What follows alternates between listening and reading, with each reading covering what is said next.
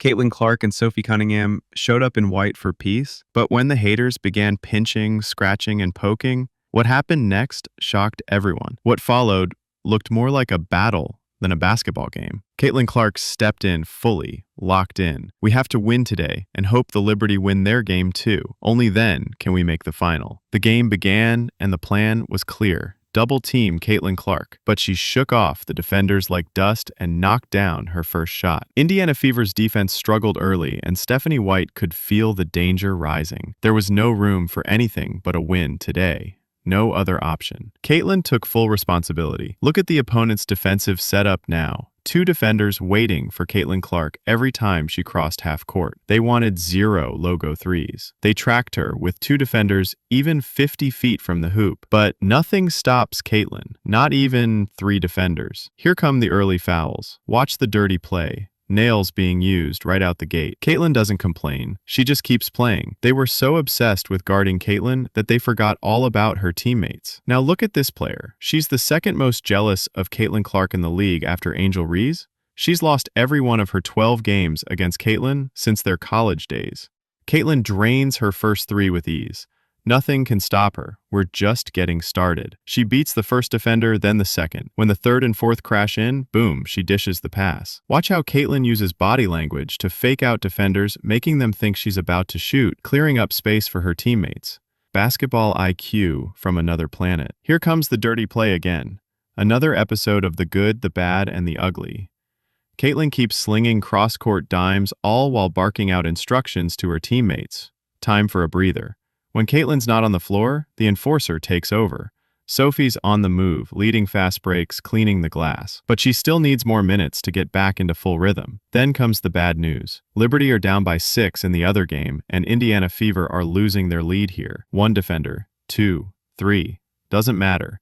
Caitlin finds answers, but the ref's poor officiating in the first quarter has Stephanie White worried. Everyone knows what's coming. They're guarding Caitlin Clark from 50 feet out just to stop a logo 3. Everything looks impossible, but Caitlin's passes don't believe in the impossible. Indiana takes the lead back. They try to trap Caitlin. She looks the other way. Is it over? Nope. She brings out the eagle eye again, and still no good news from the other matchup.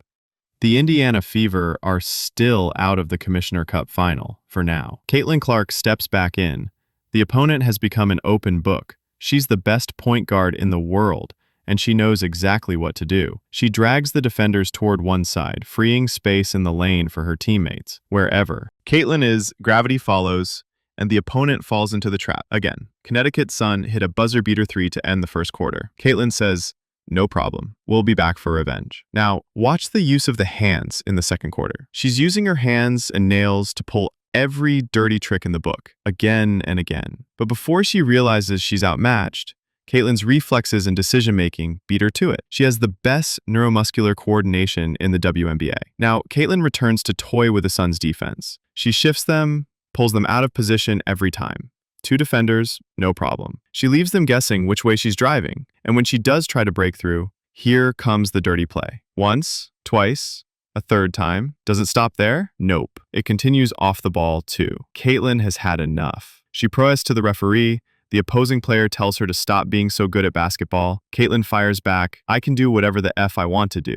Things are heating up now, because Caitlin and Sophie are about to break their silence. Meanwhile, the dirty play continues, and no use complaining. So Caitlin takes off again. And now she starts playing with the defenders, taking them on a tour around the globe. She leaves defenders completely lost and open space for Indiana's shooters. She's leading the Fever toward victory. The opposing coach has no answer. She drives them left to wear them down, then right to clear out space, and comes back to punish them with another 3. Caitlin keeps tearing holes in their defense with her movement and vision. She hits another triple and then realizes she's been scratched again. This ref seems a little more fair toward Caitlin, so she tries to explain what's happening. She keeps her cool and knocks down her free throws. The opponents are in real trouble. Then Caitlin steals the ball, fakes a shot, and dishes it again. She uses gravity, then slips behind them. She just shredded the Sun in that second quarter. The crowd can't believe what they're watching. But the updates from the Liberty game are still bad. Everyone's on edge with the dirty play and ref mistakes piling up. Things take a dark turn. They gouged Caitlin Clark's eye, then continued to go after her after the foul. Then 2 more players joined the attack on Caitlin. An attack on the face of the league is an attack on the league itself. And if the WNBA won't protect Caitlin Clark, she might take her talents to Europe, and the WNBA can kiss their future goodbye. Just look at the blatant dirty plays. After the play off the ball and with clear intent to injure, we waited a full hour for a decision from the Women's National Dirty Nails and Fake Eyelashes Association. And the ruling? No ejection for the assault. And a technical on Caitlin for being silent. Apparently silence is unsportsmanlike now. Now, look at Caitlin's revenge. She makes the first free throw, then the second, then the third. But Caitlin's not done. She's hunting the three-pointer. She passes to Colson, but Colson messes it all up. Still, there's no way Caitlin stops there. She drives again, sinks the three-pointer with precision, turns to the sun bench and shouts. Yeah, you like that? The arena is on fire now. No one can believe what they're witnessing. Once again, Caitlin proves she's the greatest player in WNBA history, leaving her bullies in despair. Sophie Cunningham breaks her silence. She charges in to defend Caitlin. Then comes the moment Sophie had been waiting for, to get payback on the player who cracked her tooth 3 weeks ago. Sophie plays clean defense, commits a foul in the flow of play, then tries to defend herself when things escalate off the ball. The court is on fire. Sophie walks off before the official decision, avoiding the handshake line altogether. And just like that, Brianna and Sabrina hit 6 straight points to break the tie. Now, it's off to the championship game. Don't forget to like and comment.